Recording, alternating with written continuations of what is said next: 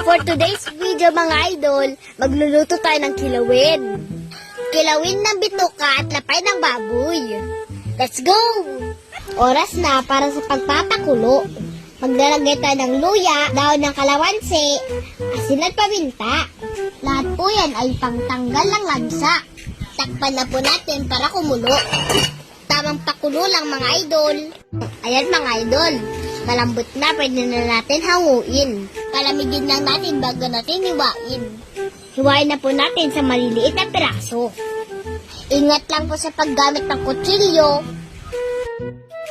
Ayan mga idol, nahiwa na po natin ang bituka ng baboy. Isunod na rin po natin ang napay. Nahiwa na po lahat, pwede na po nating timplahan. Hiwain na natin ang daon ng sibuyas. Maghiwa tayo ng luya gamit ang mincer para mas pino. Ayan, pwede na natin timplahan.